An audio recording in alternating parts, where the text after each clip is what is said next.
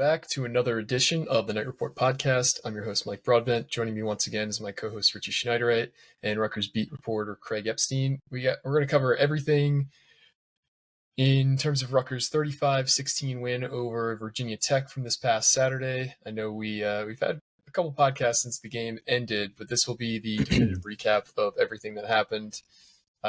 First off, let's get some high-level thoughts from both of you guys. Craig, you start. What was your thoughts, just right off the top of your head, how Rutgers performed on Saturday? I thought it was this game was kind of eerily similar, I think, to the Temple game a bit, where even though there was more points scored in this one, it was kind of weird how Rutgers kind of started off pretty good, then they hit that lull and kind of throughout the game. Virginia Tech, the third quarter, basically, Virginia Tech started to mount its comeback because Rutgers obviously went into the halftime up 21-3. Virginia Tech mounts its comeback, makes it a one-score game, but then just like last week, Rutgers answers that up with a huge answer, with a big run by, you guessed it, Kyle Manung guy. 55 yards, a career long, I think the pretty sure that's a career long run for him. And basically from that point on, that was Rutgers' game, and it was theirs to win. So there you go. It started off 3-0. I think they did it in a little bit more of a impressive fashion than even we thought, so I got to give them credit there. But it's just now going forward, it's all about just making sure those lulls in the game don't cost you the game, because now going forward, other than maybe Wagner, everybody's probably tougher than the three teams they just faced. So that's kind of my opinion on it. Yeah, I mean, you kind of hit the nail on the head there. Pass game sucks, run game great, defense great. Virginia Tech sucks. I just said it all. Yeah, that's the gist of it. But I said it off the pod. I'm gonna say it on here. Brent Pry, I shouldn't even blame Brent Pry because he's a defensive guy. I'm blaming Tyler Bowen, their OC.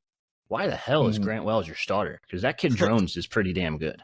Yeah, we were talking about this. If Kyron Drones doesn't start that game, if they go with Grant Wells, based on how they played the first few games, and just Wells has been a part-time starter at least for 4 years. Rutgers wins that game by 30. The only thing that kept Virginia Tech in the game as long as they did was Kyron Drones. Not only his rushing ability, he ran 22 times for 74 yards, but he also just kept so many plays alive where it seemed like we had him bottled up and he was able to escape the pocket, or it seemed like, one guy was going to hit him and he had a defender kind of bounce off him. So he really did impress me. But this is a game that if Grant Wells played in, I think we dominate this team. Yeah. Just some high-level numbers to go over before we go into the actual game itself. So Rutgers was 6 of 13 on third down, which is pretty good. It's almost 50%. Virginia Tech was 5 of 15. They were 2 of 3 on fourth down. Rutgers didn't attempt a fourth down conversion. Rutgers had 302 total yards. Virginia Tech had 319. Rutgers had 46 passing yards on 7 for 16, so 2.9 yards per pass. Virginia Tech had 190 passing yards, 19 for 32, 1 touchdown, 1 interception. On the ground, Rutgers had 256 rushing yards on 34 attempts, so that's 7.5 yards a carry. Virginia Tech had 129 rushing yards on 3.3 yards per carry. Virginia Tech had more penalties, 7 for 75. Rutgers had 4 for 35. Rutgers once again won the turnover battle. So Rutgers forced 2 turnovers, didn't have any themselves. The one thing I'm surprised at, looking at just the team stats, Rutgers, they were averaging about 38 minutes in time of possession the first 2 games. They only had 26 minutes of time of possession against Virginia Tech. Virginia Tech held the ball for almost 34 minutes. But that was just kind of the weird nature of the game, I feel, where Rutgers was forcing a lot of turnovers and getting short fields. And Virginia Tech was just kind of having a lot of really sloppy possessions that they would somehow convert a third down or fourth down when they did have a sustained drive. So I guess, what do you guys want to start with? Do you want to start with Rutgers offense or Rutgers defense? I guess let's start with defense. Switch it up. Okay. So let's start with the defense. So I thought there was a few really high-level standout performers. There was also a few guys who probably let up some plays that kept Virginia Tech into this game. So let's just talk. We'll start with the defensive line. Craig, how do you think the defensive line played? I thought the defensive line, it was pretty similar, I think, to the first few weeks, where they constantly get pressure, they get the quarterback to, get off their platform and things like that. But they're not coming away with sacks. And I can kind of understand it in this game because the Jones is more of a mobile quarterback, so he can kind of burn them with his legs a bit. But really going forward, I would like to see like Aaron, like we always talk about, Aaron Lewis is always the disruptor, always in the backfield. But like I don't know, they're just not coming away with as much sack numbers as maybe you'd like to see. And that could be the difference between, going forward, winning and losing a game because, it's good to get QB pressures, but I mean, sacks are where you can win or lose the game. Yeah, I mean, I think that's pretty fair. I think the defensive line as a whole wasn't awful, though. I don't even think the defense was bad. And then the second half, I shouldn't even say second half, the third quarter, I don't know what the hell happened. The D line as a whole, though, going back to it, Aaron Lewis had some good plays. Maya Hanatu, I love in the middle. Isaiah Aiton's solid, but we said it on our post game pod. I don't know if you guys saw it, but like, what happened to Keontae Hamilton? He's just like gone. Yeah. I don't know. He was a guy that I think we all had really high hopes for, given the flashes he showed as a freshman. Mm-hmm. Everybody loves a wrestler on the defensive line because it shows you have typically elite hand usage. And when he stopped wrestling, I think everyone expected him to take a huge leap last year. That didn't really happen. And now he's kind of been placed into a backup role, and a backup role on Rutgers' defensive line isn't like a true backup role because they rotate so many guys in, and that's what you want to do. You want to be able to have guys be able to just line up and throw their fastball every pitch, kind of like how baseball uses relievers now, where they'll just use like 6 relievers in a game because they could all just come in for 9 pitches and throw 101. I think that's the kind of the approach that Rutgers likes to take on the defensive line, is they just want guys to come in, give full maximum effort, and then rotate out. And they have the depth to do that now. So yeah, that's what I was going to say. It stinks that, he can basically never see the field, but it's also kind of a testament to their depth. And that if somebody were to go, down, that somebody like him has to be ready, has to go in and get the job done. So I would think it's football is such a long and painful season that at some point you'll think he'll get some kind of chance and he'll have to answer the bell. Yep. Yeah, no, definitely. But the D line as a whole, I thought was pretty decent. I didn't think they were bad, or I know they're not, like Craig said, they're not getting sack numbers, which sucks. But end of the day, I don't think they were awful. I thought Renee Conga had some good moments. I thought Isaiah Aiton had some good moments. The edge rushers are just always good. I don't see any issues with them whatsoever. And then the linebacker play. Linebacker play has been phenomenal. Mm-hmm. Like Tyreen Powell, we keep saying it. He might actually be drafted after this season. He might just leave. That good. Tackling machine, great in coverage. He was pass rushing. Didn't he have a pass deflect or knock down a pass in this game at one point? He actually is one of the only guys that had a sack on the game, but they had 4 sacks in this game, guys. Yeah. Between Tyreen Powell, Aaron Lewis, Robert Longerbeam, and Minahan too. I mean, now they're 16th in the FBS in total team sacks. With 10. But those mostly just came in 2 games. They had a lot against Northwestern, and they had a lot against Virginia Tech. But, I mean, if you look at the quarterbacks, you would expect that because E.J. Warner has – we've said this a lot last week. He had, like, the quickest time to throw in the NFL – or not the NFL, Jesus, the FBS. So you don't expect many sacks against him. But with guys like drones who do hold onto the ball and scramble around, those are the guys you expect more sacks from because they try and hold the ball as long as they can to allow plays to kind of open up or plays to break down, coverages to get blown.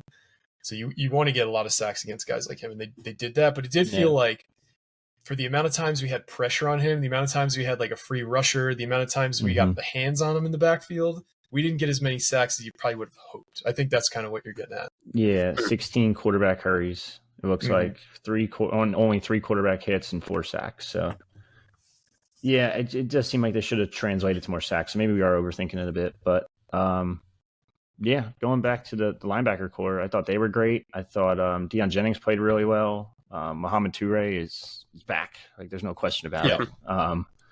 And then he's not even starting, which doesn't matter, I guess, technically. But he's still out there quite a bit. And I actually thought he'd rotate more as an edge rusher than a linebacker going into the season, and he's full-fledged linebacker, and he's playing great.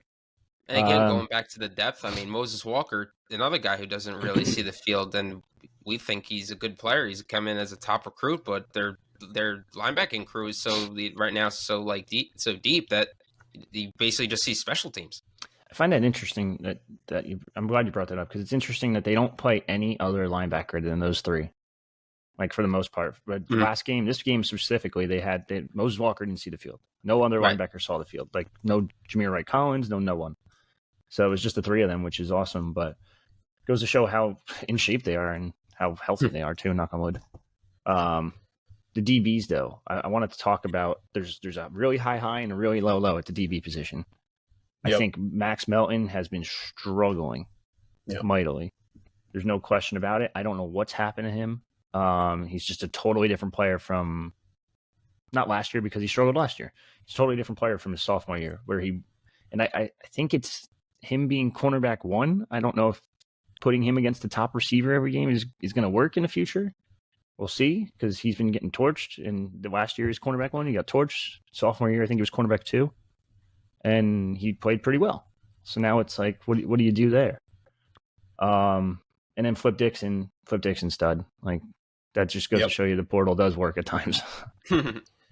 Yeah, he's one of the highest graded players by PFF on the team. So he's the 25th highest graded safety out of 668 qualifying safeties. This is by far his highest graded year he's had in his college career so far. He still has another year of eligibility after this too, if he wants to use it. Crazy. I think he's probably played himself into the conversation of getting drafted. And I know that when I say get drafted, that doesn't necessarily mean he's going to be a first round pick, but he'll be, a day 3 pick at worst. And especially given the success of Rutgers defensive backs under Schiano in general, but just the amount of guys who get drafted later, don't get drafted at all, that have gone on to make an impact in Schiano's 2.0 reign is pretty impressive. Like, you have Izzian, who just got his second pick of the season already as an undrafted rookie who started day 1 for the Bucks. The Bucks are 2-0 now too. Rookie of the year. Let's he tweeted hold that it, a little bit. He tweeted it, not me. I would love for that to happen. I just think it's a long season, and for a defensive back to win that award, you really need to have like 9 or 10, 8, like 7 to 10 interceptions, which is tough. Like, do you remember who's the safety for Buffalo like 10 years ago? Who had like a crazy amount of interception. He played at Oregon. Anyway, Buffalo. We're not going to harp on this. Well, but I just whatever.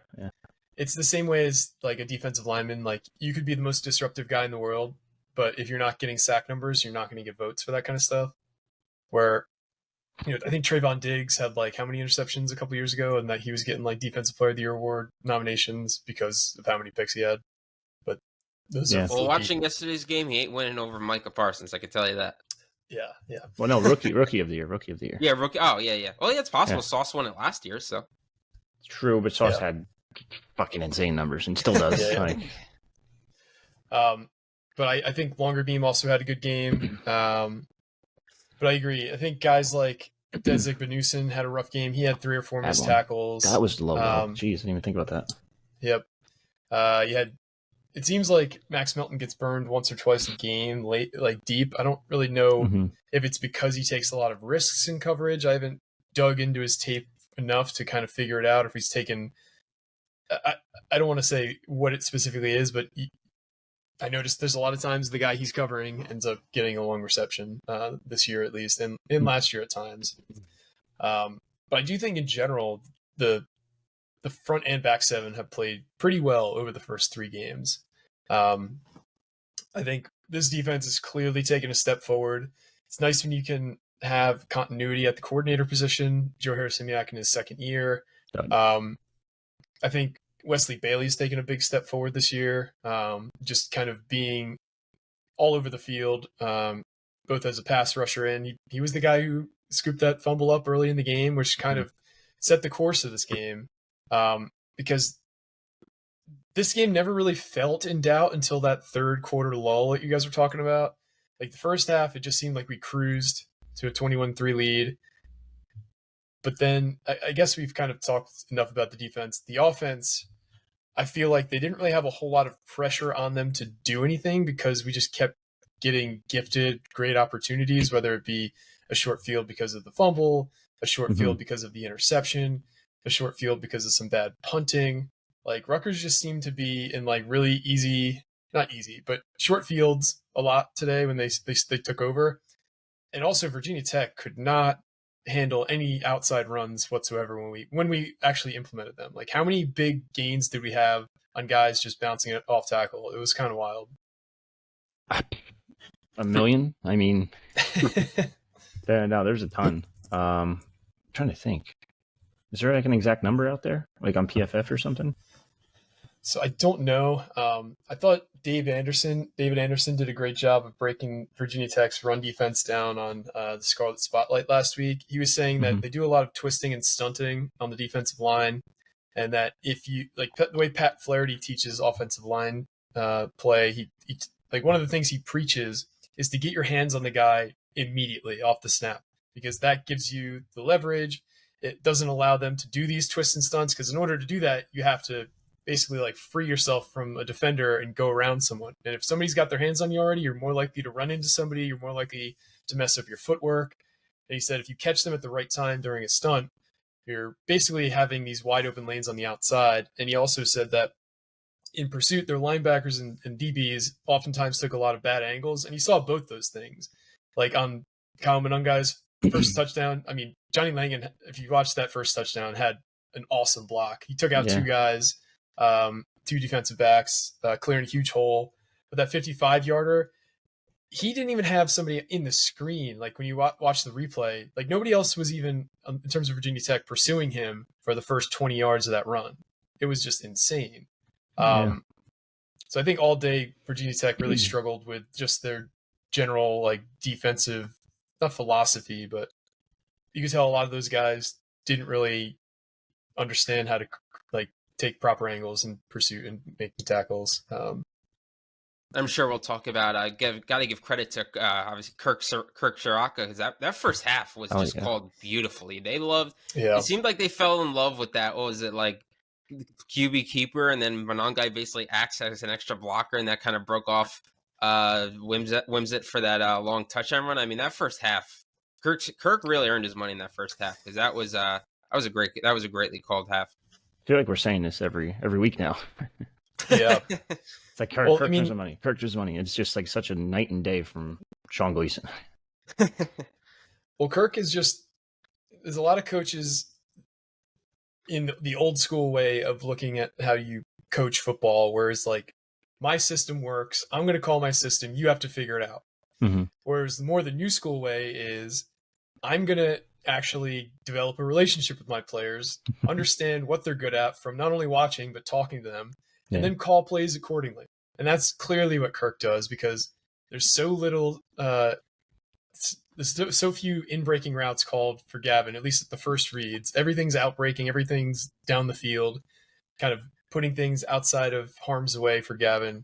And he just knows which plays. He just has a good sense for it. I don't know if you ever played poker, like when you're really feeling it when you're playing poker, like, okay, I have the big stack. I could just like bluff here. I'm just going to keep winning pots because like I have the momentum at the table. And it feels like he knows how to establish momentum at the table pretty quickly and just roll with that and know when the right time to. It's just like an innate sense, I guess. You only get that from experience. You only get that from being an innovative mind, and he clearly has both. So, yeah, no, there's not really much else to say with Kirk. He's a genius. So obviously, Monungai has been the team MVP this year. He had another huge rushing game, 143 yards on 16 carries. He almost averaged 10 yards a carry, 3 touchdowns. The last 2 weeks, he has over 300 yards rushing and 4 touchdowns. I think he's leading the Big Ten in rushing. He's 65 yards off from leading the entire FBS in rushing. You can't say enough about this guy. We talked about it last week. We talked about it, I think, a couple pods ago. Like, people inside and around the program are like, I don't know what happened to him this offseason, but he is just like changed it like he didn't have it, but he has just decided I'm going to be angry at the ground on every run, sort of how Isaiah Pacheco was. And he has been the team MVP by far, in my opinion. Yeah, he didn't look like this training camp. I'll just put it there. Like it was like complete eye opener when I saw him like game one, and I'm like, holy shit, what the hell's this guy? Because I was going to say, Richie, because I feel like we got a couple questions throughout the offseason, like who's going to be that breakout, Rutgers play was like the most, and we always said like Sam Brown when he gets healthy, if Whimsick can take the next step, but I feel like nobody's talked about Kyle Monangai, and through the first 3 weeks, I mean, he basically lit the spark that won them back-to-back games. He's not enough you can say about this guy. He's been awesome. Yeah, I think I said it on the quarterback commitment pod, but I talked to a couple of former offensive linemen who watch practice, go to everything, and they're like, dude, this kid's nuts. Like, I've never seen this is basically Pop 2.0, and I'm like, yeah, no, I don't know what happened, but this man is like a bowling ball, legitimately, like just bouncing off of people. Like he just runs pissed off, and it's not unorthodox, but it's kind of unorthodox the way he runs. It's just weird. It looks, and he's like got that Ray Rice type build where he's just small and stocky, and he's making it work. Like, I know I was getting a little nervous because he wasn't putting up great numbers, but he wasn't putting up bad numbers until that 55-yard carry, and then all of a sudden it's like boom, 55-yard carry. Then there's like one of the drives, it was just chunk play after chunk play. It was like 3, 12, 3, 10, 3, 19, and I'm like, Jesus, like, man's going insane right now. Like, yeah. But and they said it on the broadcast that he seems like he's the type of guy where as the game goes on, he seems to get stronger, kind of like pitcher when they get to that 7th, 8th inning where they're still throwing their 99 fastball. But Monangai just wears you down, and you saw it in just throughout the games. He's hard to tackle in the first quarter. You get to the fourth quarter, and it's just like, man, it's just crazy. You got to give Jay Butler some credit there, because that man has this team in better shape than the majority of college football teams. And I've said it before. I think I'll say it again, but he is one of, if not the best strength and conditioning coach in the country. There's a reason Shiano said, like, I'm not coming back unless he's on the staff. And lo and behold, he's on the staff, and he's making a nice payday too. Yeah, he's not hurting, but we're more than happy to have him. Yeah. Gavin also had a standout day on the ground, 11 rushes for 87 yards and a touchdown. I thought it was a bit of a bipolar game because I thought he had his best all-around rushing game as a Scarlet Knight on Saturday, but he had his worst passing day by far this season. One of his worst passing days as a Scarlet Knight as well.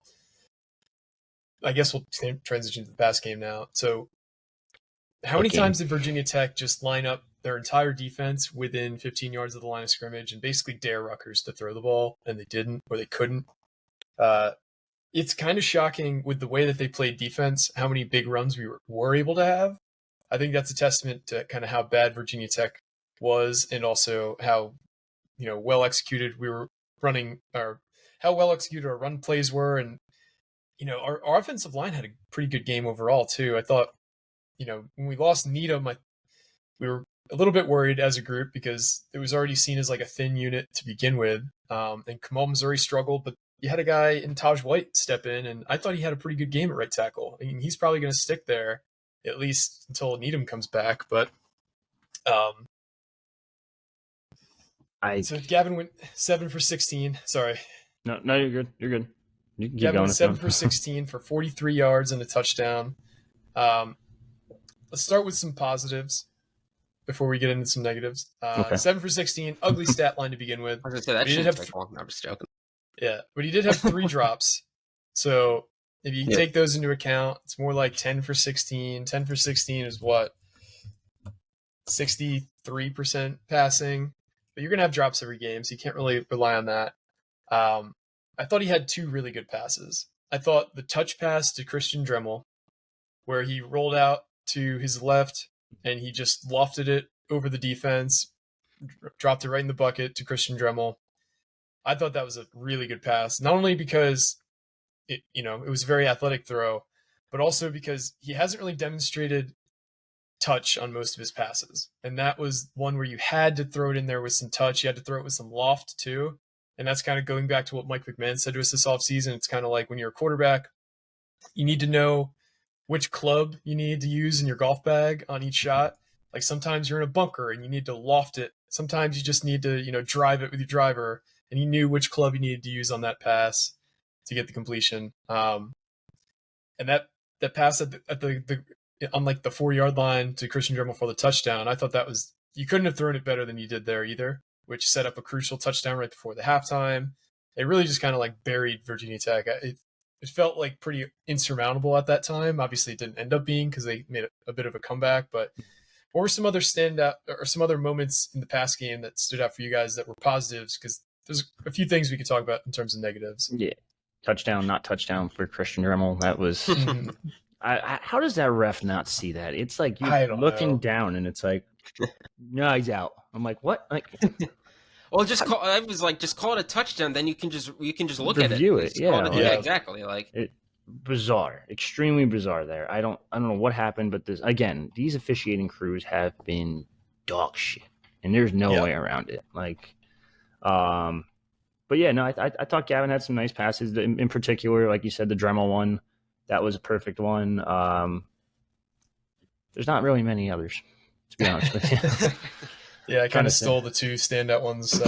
It was I want to make sure that they got brought up. Dremel. And this is going back to my training camp talk. It was Dremel all training camp. Like, that's why I said on the board, he's going to lead the team in receptions this year. Your man had the most targets this week. I think he was second most the week before. I think he was second most the week before that. So it's going to continue to be the Christian Dremel show because not only is he going to be the dump-off guy for Gavin, but he's also proving he can do a little bit more than that. So other than that, though, receiving, there really wasn't much because everything else was like the 1 5-yard dump pass to Washington. Monangai had a couple, 5 targets. No one else really got targeted. I guess Monangai out of the backfield, but that's really it. They knew that they couldn't pass, so they said, screw it, just run. Yeah, I was going to say, this was, like you said, Wims' worst games by far. I think there's tweaks in his game that they can fix a little bit. Like, I think Jaquay Jackson, how many targets did he have? Zero? I mean, you can try and get him the ball more. He had one. That deep pass that fell incomplete. Right. It looked like he got tied up. Yeah. It's not listed. I think on here for some reason. I think you gotta utilize him in the game plan more. When you see him kind of 1-on-1 on the outside, like he's got the speed, just basically like last week. Just throw it up there, and at best you're gonna get an explosive play, and at worst you're at least gonna keep try and keep the defense honest, and then maybe that'll open stuff up on the shorter mid-range kind of games. So they can make a little tweaks here and there to try and help Gavin a bit more. But I think right now it's just Gavin's problem. I don't think he's bad per se. I think he's just more inconsistent right now, and I think that's something that like I don't go into you can see you can tell last game he was you look at the game, you're like, this isn't Gavin's day, so you're just gonna have to run the ball, and you look at their numbers and you can understand why they fall in love with the run game so much.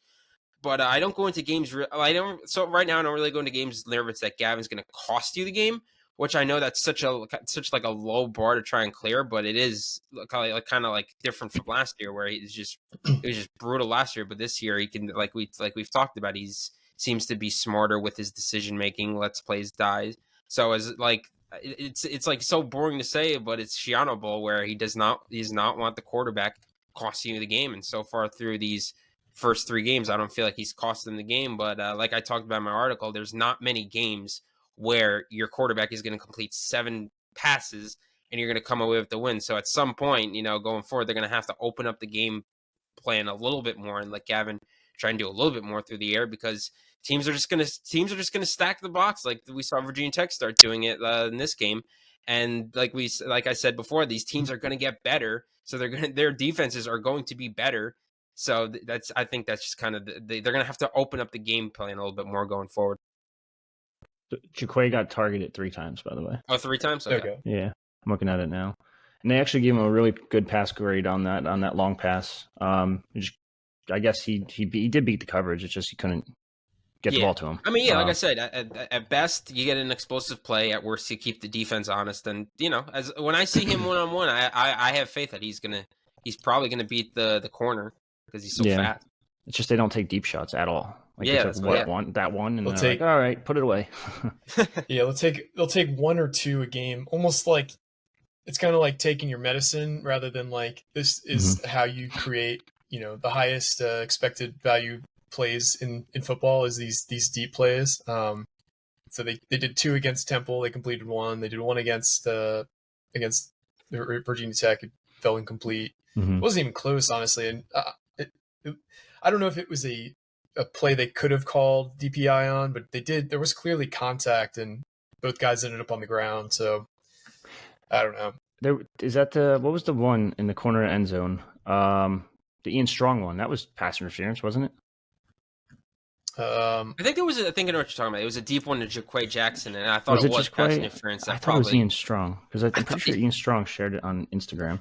But that's another guy where I don't know how many targets he had, but it's just like even through he hasn't had many targets. I feel like through the first 3 weeks. So that's just a guy I'd like to see them get involved more. Even if you're just getting him the ball in open space, let's just try and open up the passing attack a little bit more. Because if a team just knows like you're not going to throw it downfield, it's going to be put on tape, and teams are going to figure it out. So you're just going to make things harder for yourself. You guys got your phones on you? Yeah, I just sent it to you. I'm pretty sure that was pass interference. Yeah, I remember. They did call it. They did call it for pass interference, didn't they? I don't think they did. So there was a flag thrown, unless they picked it up. Then maybe I'm thinking of a different play, because I remember there was a deep shot. I don't know. Yeah. But, I mean, it's been a couple days now. I don't even remember. Craig, I agree that this kind of felt eerily similar to Temple. And even if you look back at some of the stats, like Gavin threw 12 pass attempts in the first half. He had 4 attempts in the second half. They clearly decided, we have the lead, we're going to try and bleed this clock out. And they didn't really do much in the second half until late in the game. Like if you look at the start of the half, we get the ball, 4 plays, punt. They get the ball, punt. Next drive for Rutgers, 5 plays, punt. Then Virginia Tech scores a touchdown, and we go 3 and out. Virginia Tech scores another touchdown, and then Rutgers seems to kind of turn it back on, but it's mainly through the on the ground. Like, Monungai on the third drive of the second half for Rutgers has that 55-yard rushing touchdown on 3rd and 1, and that kind of like sealed the game off. But these third quarter lulls we're seeing, that's not going to fly against we play Michigan, the second best team in the country this upcoming week. If we have a third quarter lull against them, there's no chance we're going to win. We have to keep the foot on the gas, even when we have leads, because the teams that get back into games like in the second half of the schedule, if we allow teams to score 2 touchdowns in a row and cut the lead to 1 score, we're probably not hanging on. We played 3 not good teams to start the season. I won't say they're bad. I won't say they're terrible, but they're on the back half of the rankings in terms of FBS schools. Yeah. So we're going to play a lot of teams that are on the front half coming up on our schedule. We're going to play a lot of teams on the road too. We've started the season 3 straight home games. We have to find a way not to hit these lulls on offense, because the defense is only going to be able to hold together for so long. We got lucky the first 2 games that we were so dominant. We were able to keep the defense off the field largely. But as we talked about, this is a game that Virginia Tech controlled the time of possession. They kept turning the ball over, so Rutgers was scoring pretty quickly. But they cannot keep these lulls up. Yeah, and I was going to mention that was the coming out of halftime. That was the thing that just kind of aggravated me a bit. Is that I know it's Shiano ball, but like you go into the half up 21-3.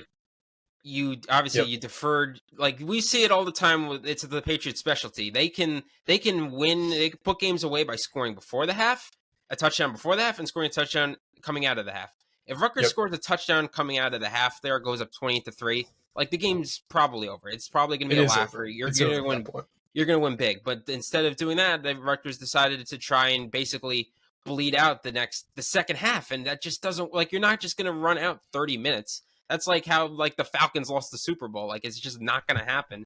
So it's like you said, they came out. I think they ran like 9 consecutive runs. It's just run, and they didn't really amount to much.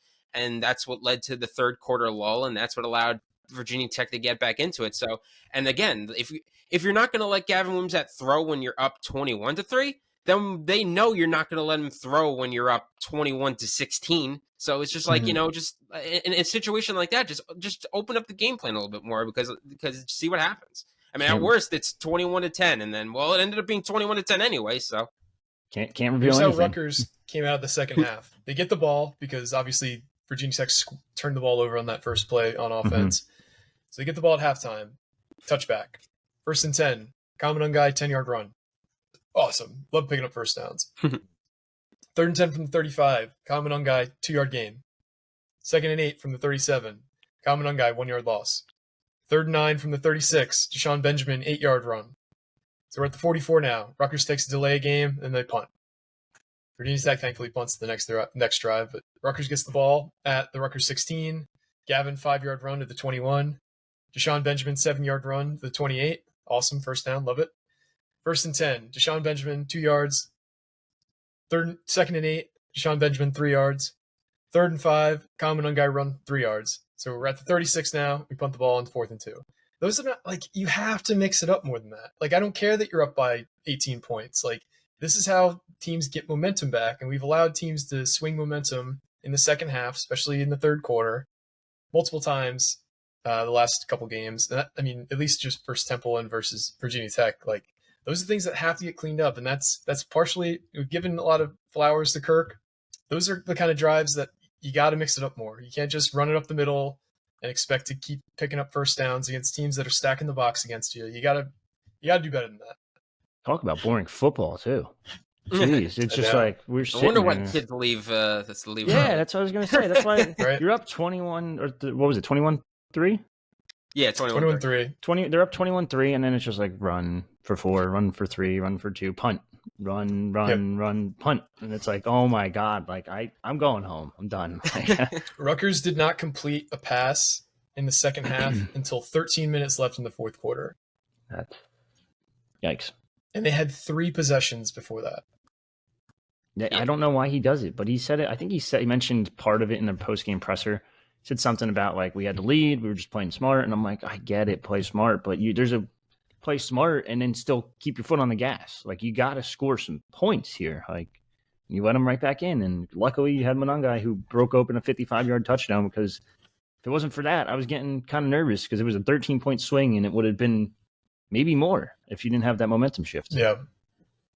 So. There's just a difference between, I understand they want to basically wear, they basically just want, I think he just wanted to wear, like you see it all the time, he wanted to wear Virginia Tech down. So when you got to that fourth quarter, they're just done, which I guess he kind of did, but there's a line between wearing a team down and just putting your foot on the neck.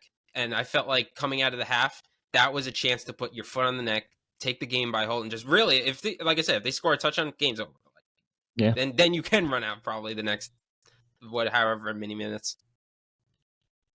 Yeah, and Rutgers has been very successful on the ground this year, but Michigan's ranked 17th in the FBS in rushing yards allowed per game. They're only allowing 81 yards on the ground, 2.6 yards per carry.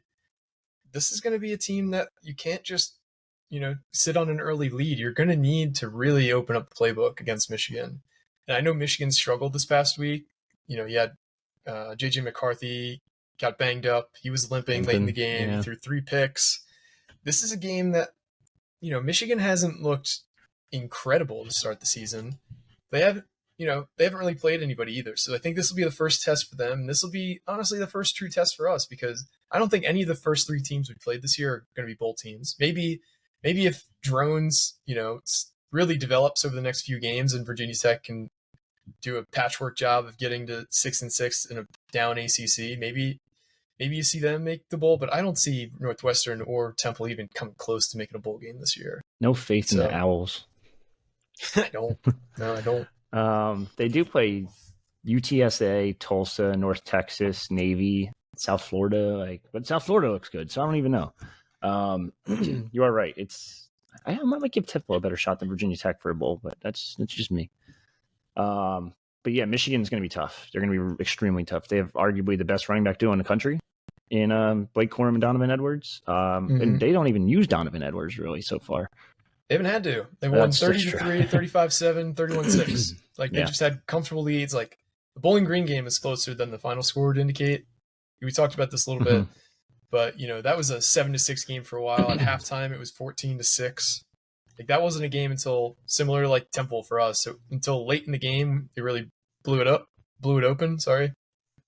But yeah, I think, I was gonna say for Michigan, I think we all kind of know the deal. Like we don't expect Rutgers to go in there and beat them, but as we talked about going into the season, as much as it's about winning the games you're supposed to win, it's also about, stopping these blowouts that we've seen the last couple of years. Like, you want to see Rutgers go in there and make it even a 1 or 2 possession game going into the fourth quarter. Just just give something, make it a game worth watching because. Like I said, we don't expect the Rutgers to beat the Michigans, probably not the. Oh, Mike, you're talking about Ohio State. It was a wonderful game.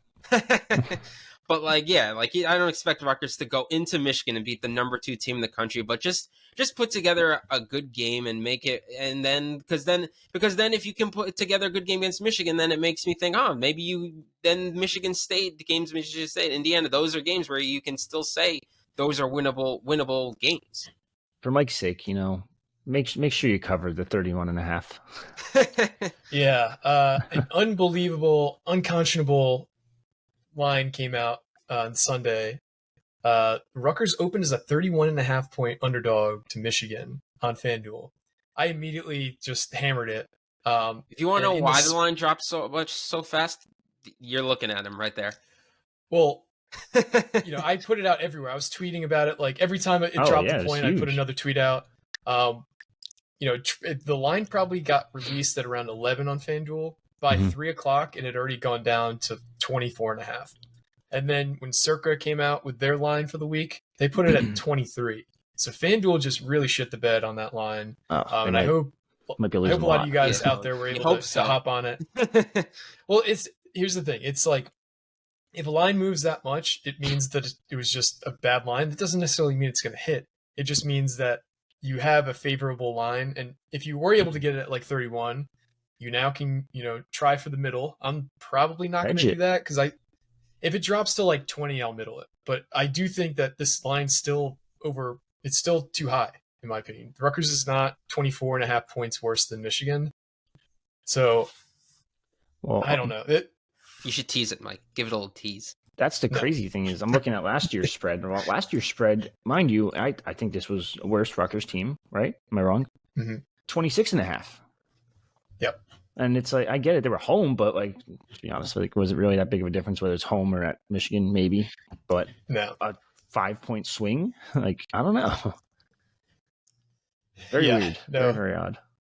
We'll have a whole lot on the Michigan game later this week. We're going to have a guest on who covers Michigan full time to kind of talk about their team. What he's seen over the first 3 games, just, what he thinks of this Michigan team in general. Jim Harbaugh's coming off his suspension, so he'll be in his first game as the head coach. That doesn't really scare me though. I don't think, he's pissed off because honestly, he's probably refreshed from a nice couple game vacation. True. Head coaches are just kind of like overseeing the operation. It's not like they have any.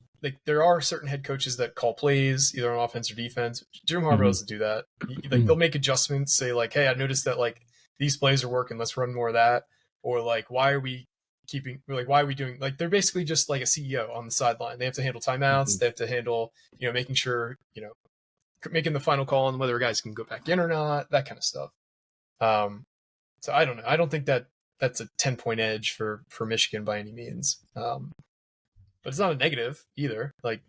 Getting their head coach who's had a lot of success back on the sidelines, it's a positive. But I don't think it's they're a much better team with Harbaugh on the sidelines versus sitting at home eating whatever snacks he's into. You think he watches the games in his khakis? Think he wears the whole outfit while he's watching the games? Probably. He shirtless just seems on like his that recliner. Yeah, shirtless and khakis.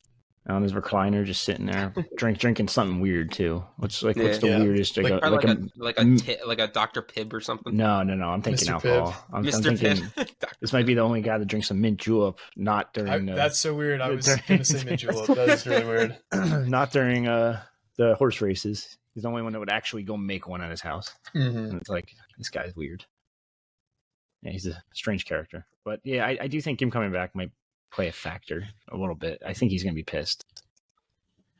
He might be pissed, but whatever. I just don't see it as that much of an edge to get him back. Yeah, it's true.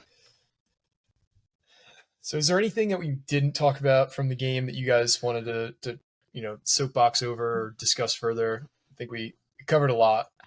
I was going to say, I kind of thought one of the more under the radar key plays was I think it was kind of middle in the fourth. What? I saw that, Mike. This water bottle's got a leak in it or something. I just saw it dripping the shirt. I did something. Sorry. Got scared for a second. But it was like midway through the fourth. I think it was 3rd and 9. And Rutgers, there was that free play I think Teray jumped offside. And they had a free play that he kind of threw up. And the Rutgers, I think the DB kind of knocked it away. So they would have had the first down. They got the free play, so it ended up being 3rd and 4. But then the next play, I think Virginia Tech got called with a false start. So that backed it up to 3rd and 9 again. And Rutgers ended up getting the sack.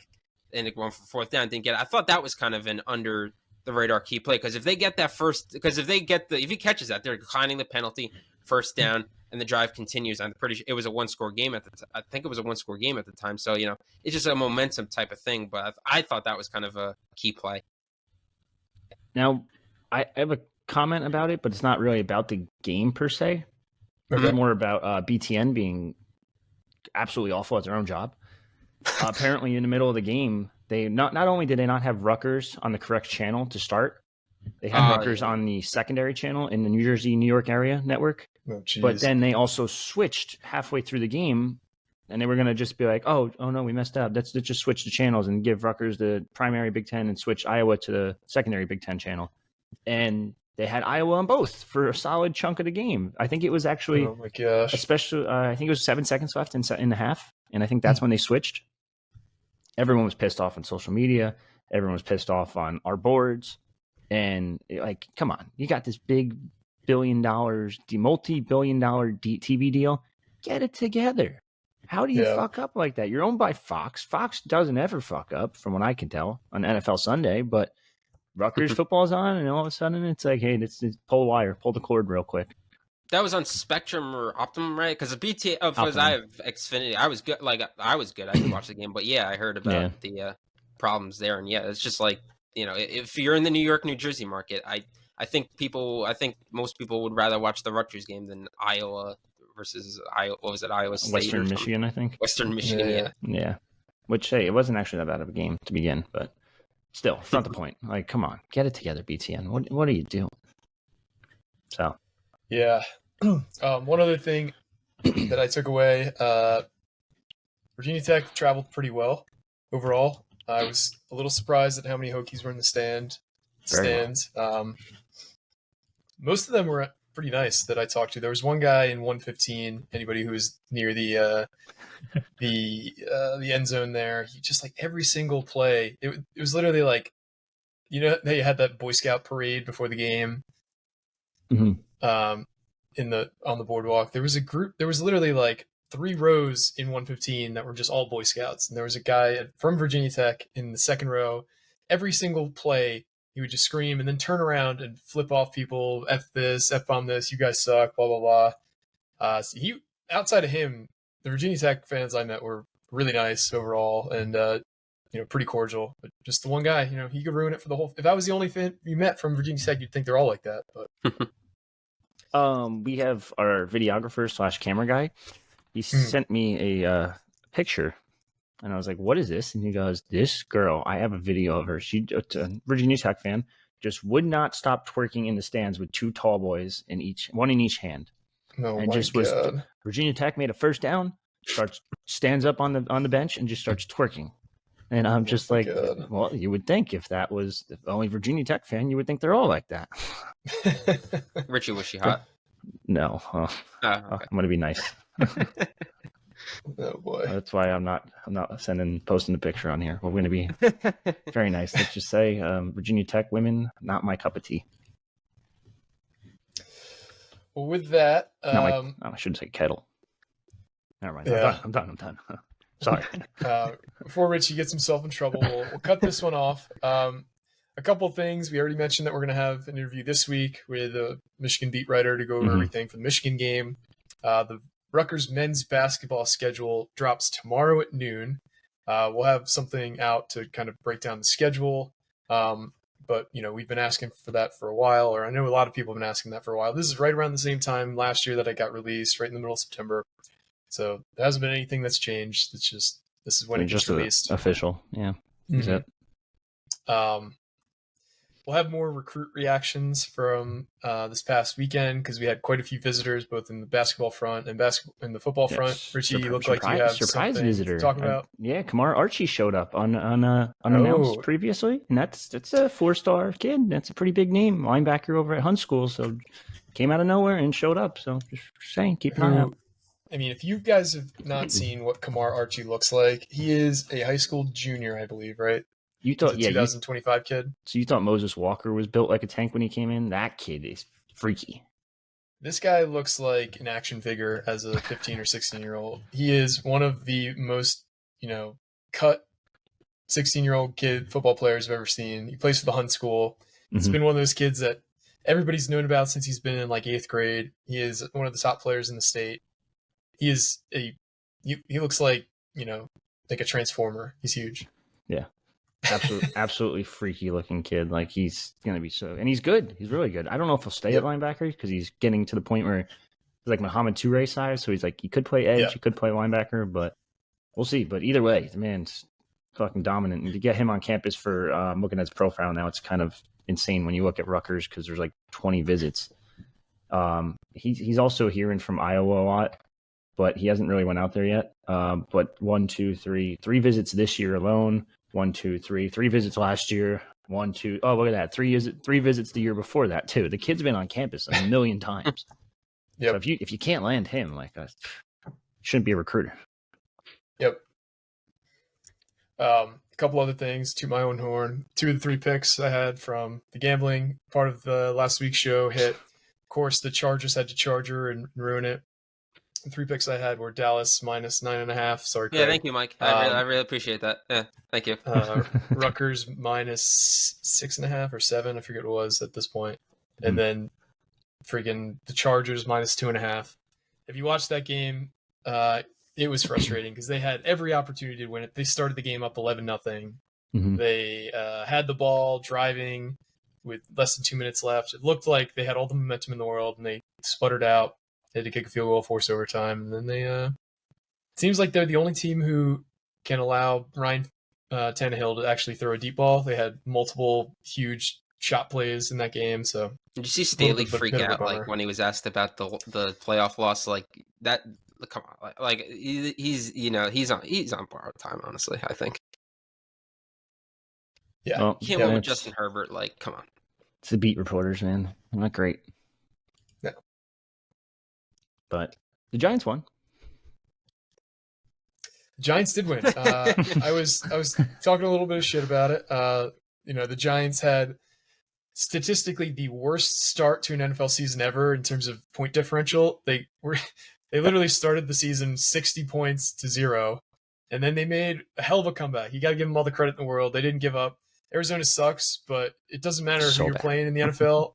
If you're down 20-0 in the second half, you got the deck stacked against you. You could be playing a bunch of fucking peewee kids, and no, not literally, but it's not easy to make that comeback. So credit to the Giants.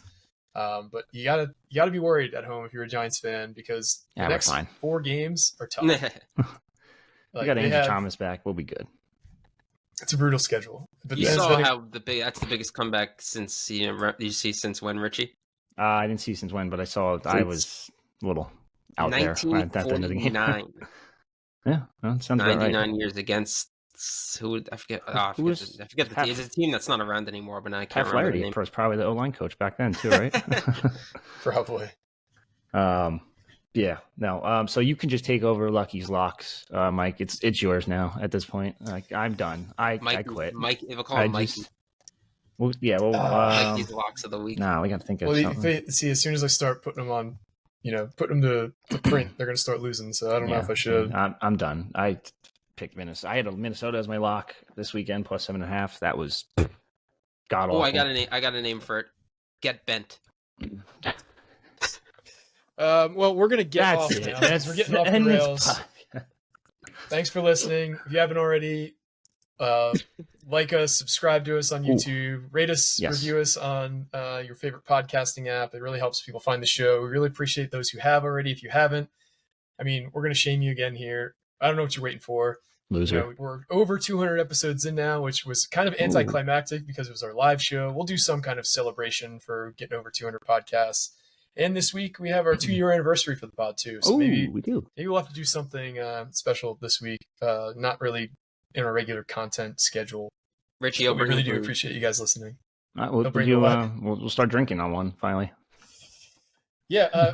So maybe we'll do like a blowout mailbag episode because we have the voicemail line, but we haven't had any calls recently. I don't know if you guys forgot about it, if it wasn't something you're interested in, but there's no voicemail line is still out there. What's that? There's no busy signal. It's not like a landline. No busy signal. It goes right to voicemail. We'll put the link in the pod again. We'll put the link back on the board. But yeah, drop some voicemails. We'd love to hear from you guys. Yeah, and real quick before we sign off, I said this last pod, and it ended up working out really well because I didn't know we were live, but we were live.